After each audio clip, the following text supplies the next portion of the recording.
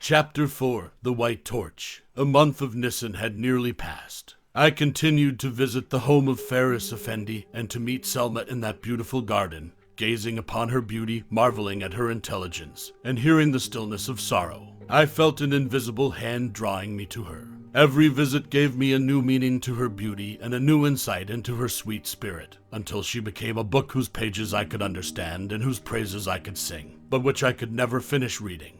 A woman whom Providence has provided with beauty of spirit and body is a truth, at the same time both open and secret, which we can understand only by love and touch only by virtue, and when we attempt to describe such a woman she disappears like vapor. Selma Karama had bodily and spiritual beauty, but how can I describe her to one who never knew her? Can a dead man remember the singing of a nightingale and the fragrance of a rose and the sigh of a brook? Can a prisoner who is heavily loaded with shackles follow the breeze of the dawn?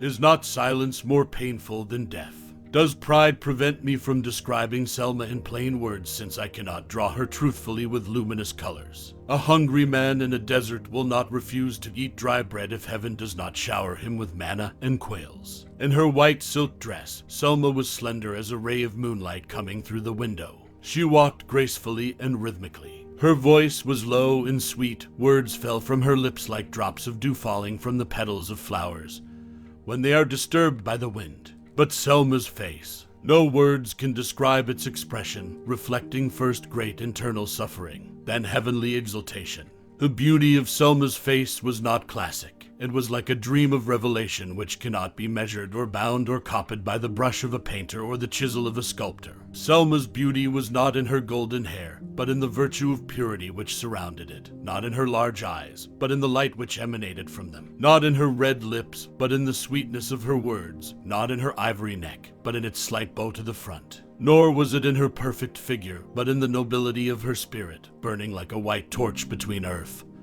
and sky. Her beauty was like a gift of poetry. But poets care unhappy people, for, no matter how high their spirits reach, they will still be enclosed in an envelope of tears. Selma was deeply thoughtful rather than talkative, and her silence was a kind of music that carried one to a world of dreams and made him listen to the throbbing of his heart, and see the ghosts of his thoughts and feelings standing before him, looking him in the eyes. She wore a cloak of deep sorrow through her life, which increased her strange beauty and dignity, as a tree in blossom is more lovely when seen through the mist of dawn. Sorrow linked her spirit and mine, as if each saw in the other's face what the heart was feeling and heard the echo of a hidden voice. God had made two bodies in one, and separation could be nothing but agony. The sorrowful spirit finds rest when united with a similar one. They join affectionately, as a stranger is cheered when he sees another stranger in a strange land.